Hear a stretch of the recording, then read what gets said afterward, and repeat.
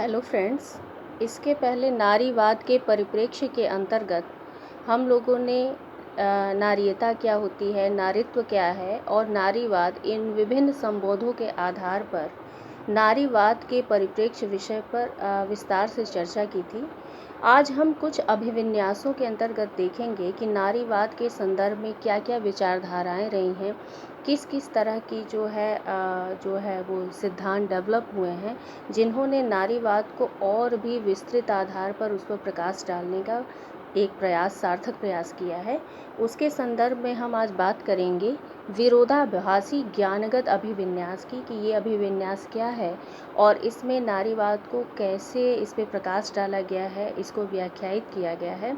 तो इस संदर्भ में ये कहा गया है कि यह परिप्रेक्ष्य नारीवादी सिद्धांत को पुरुष द्वारा स्थापित पुरुषोन्मुख ज्ञान की के प्रति प्रतिक्रिया के रूप में उभरता है। इसके अंतर्गत उन शक्तियों व प्रभावों की विवेचना की जाती है जो कि ज्ञान में पुरुषत्व की प्रभुता के लिए जिम्मेदार हैं। अस्तरीकरण के परंपरागत सिद्धांत पुरुष की प्रस्थिति के आधार पर विवेचित हैं। व्याख्याएं भी पुरुषोचित दृष्टि से की गई हैं।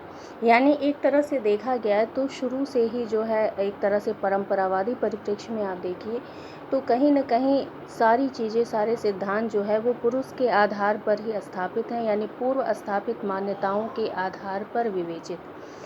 समाजशास्त्र में भी देखा जाए तो शक्ति, सत्ता, कार्य, संघर्ष, यौन पर जो भी कार्य हुआ है वह पुरुष क्षेत्र के अंग है। महिलाओं को आप देखिए तो एक तरह से फुट नोट के रूप में है, यानी उनको एक फुट नोट की भांति प्रस्तुत किया गया है। जैसे क्रिकेट आप खेलते हैं तो उसमें जो एक्स्ट्रा खिलाड़ी होते हैं उसके रूप में महिलाओं को एक स्थान दिया गया है, उससे ज़्यादा जो है प्रमुख स्थान उन्हें नहीं दिया गया है। यहाँ तक कि जो बहुत सारे जो आपके अन्य अप्रोचेज रहे जिसमें आप प्रकार्यात्मक उपागम का भी नाम ले सकते हैं, उसमें भी जो है वो यथास्थिति का पक्षधर है, यानी जो है महिलाएं जैसी हैं, जिस रूप में है उनकी स्थिति यथेष्ट है और जो पुरुष का कार्य है, महिला का कार्य है, वो समाज में एक तरह का कार्यात्मक विभाजन है और वो यथास्थिति बनाए रखने के पक्षधर हैं। वो कहते हैं कि जो है जैसा है वैसा उसी रूप में समाज द्वारा स्वीकार्य होना चाहिए।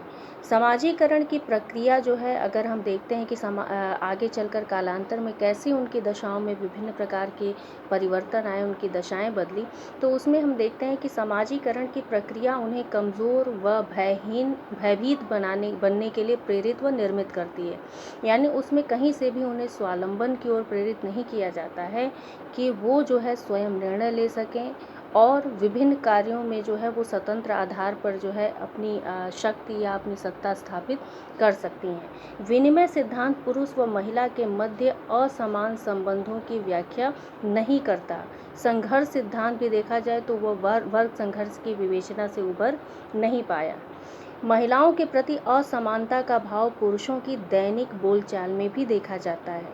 जैसे आपने देखा होगा कि चाहे मानव से जुड़ी हुई विभिन्न प्रघटनाओं की अगर आप विस्तृत विवेचना करें तो आप पाते हैं कि चाहे प्रथा के आधार पर या विभिन्न प्रकार के अपशब्द हों, पुरुष और स्त्री के बीच एक विभाजक रेखा खींचती है।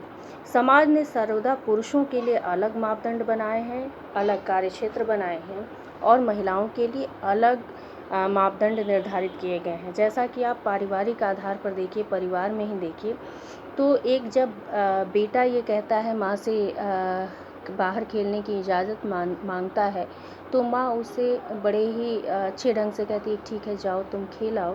जब एक बालिका कहती है तो माँ उसको वहाँ पे रोकती है। वो कहती है कि नहीं, तुम जो है अपना समय ऐसे व्यर्थ न करो, तुम अपना काम जो है गृह कार्यों में जो है अपना समय व्यतीत करो, वही तो आगे चलकर तुम्हारे काम आएंगे। इसी तरह से जब समाज बालकों को इंजीनियरिंग अथवा चिकित्सा शास्त्र पढ़ने के लिए प्रेरित करता है और बालिकाओं को क्या किया जाता है कि गृह विज्ञान से संदर्भित पढ़ाई करो, तुम जो है सिलाई कढ़ाई सीख लो, कुछ ऐसा काम सीख लो जो आगे चलकर तुम्हारी वैवाहिक ज़िंदगी को सरल बनाने के काम आएंगे। तो ये एक तरह का दोयम दर्जा है। इसके अलावा दूसरे अभिविन्यास की हम बात करें तो वो है सक्रियतावादी अभिविन्यास। इसके अंतर्गत ये कहा जाता है कि महिला स्वतंत्रतावादी आंदोलन के विकास के साथ ही उनमें सामाजिक, राजनैतिक और आर्थिक चेतना बढ़ी और महिला विमुक्ति आंदोलन के समर्थकों ने महिलाओं पर होने वाले अत्याचारों का विरोध करना शुरू कर दिया। यानी जैसे जैसे समाज में एक तरह से बदलाव आया, बहुत सारे जो परिवर्तन आए, उसके आधार पर धीरे धीरे महिला विमुक्ति से संबंधित जो है प्रश्न आते गए और लोगों ने उसके लिए सोचना और विचारना शुरू कर दिया। क्रिया के स्तर पर इस आंदोलन को व्यापक सफलता मिली। यह अभिविन्यास मात्र सैद्धांतिक विश्लेषण को महत्व नहीं देता, अपितु क्रिया के स्तर पर नारी की परिस्थिति को बदलने में विश्वास करता है कि नारी की परिस्थिति में बदलाव आना चाहिए। ये इस रूप में भी कि देखिए, जैसा कि मुझे लगता है कि एक सशक्त नारी ही या एक सशक्त स्त्री ही एक सशक्त संतान के व्यक्तित्व के निर्माण में अपनी अहम भूमिका अदा कर सकती है। अगर माँ जो है मर्दित है, माँ का जो है शोषण हो रहा है, या माँ जो है विभिन्न प्रकार से अपने आप को वंचित महसूस कर रही है, तो कभी भी एक सशक्त बालक या बालिका के व्यक्तित्व निर्माण में उसका कोई योगदान नहीं हो सकता। इसलिए ज़रूरी है कि महिलाओं की परिस्थिति पर भी ध्यान दिया जाए और उन्हें जो है आगे बढ़ने के लिए प्रोत्साहित किया जाए। ज्ञान व क्रिया के समन्वय के माध्यम से ही परिवर्तन की व्यवस्थात्मक प्रक्रिया संभव है। और ये देखिए, ज्ञान व उससे निर्मित सिद्धांत क्रिया को दिशा व सोच प्रदान करते हैं। और ऐसा हुआ है कि कहीं न कहीं जब बदलाव आया, बहुत सारी परिस्थितियाँ बदली, बहुत सारे परिवर्तन आए, तो कहीं न कहीं बहुत सारे बदलाव भी आज की डेट में आपको देखने को मिल रहे हैं। आपने देखा होगा कि देवराला की सती प्रकरण की अगर हम बात करें, भंवरी प्रकरण की बात करें, या इसमें जो है नारी के प्रति हिंसा व उससे जुड़े सत्ता, शक्ति व जातिगत प्रश्न प्रस्तुत किए। ये एक बहुत बड़ा जो है परंपरागत समाज के बाद जो है आधुनिक समाज में होने वाला बदलाव था।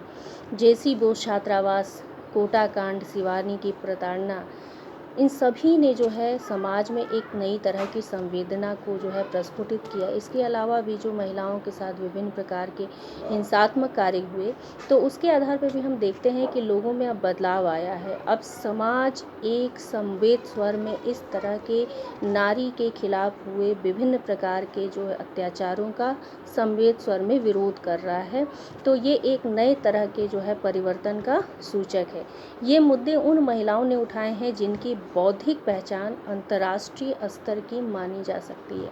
मी टू कैंपेन का भी आप नाम इसमें ले सकते हैं कि बहुत सारे ऐसे जो है NGOs हैं या राष्ट्रीय, सरकारी और गैर सरकारी स्तर पर बहुत सारे ऐसे संगठन हैं जो आज की डेट में महिलाओं के लिए एक साथ खड़े हैं, महिलाओं के हितों को लेकर सचेत हैं और उनके जो है उनके हितों के लिए कार्य कर रहे हैं, उनके उत्थान के लिए कार्य कर रहे हैं। तो ये हम एक तरह से कह सकते हैं, इन दो अभिविन्यास जो मैंने आपको बताया, विरोधाभासी ज्ञानगत अभिविन्यास और सक्रियतावादी अभिविन्यास, ये दोनों अलग हैं, लेकिन इन दोनों में जो है कहीं न कहीं महिलाओं के विरुद्ध, महिलाओं के पक्ष में आप कह सकते हैं कि स्थितियां बदल रही हैं। अब बहुत सारे ऐसे परिवर्तन आए हैं जो पूर्व की दशाओं से अलग हैं और महिलाओं के लिए जो है बहुत सारे ऐसे कार्य हो रहे हैं जो आने वाले समय में एक बड़े परिवर्तन का द्योतक बनेगा। आज के लिए इतना ही। Thank you.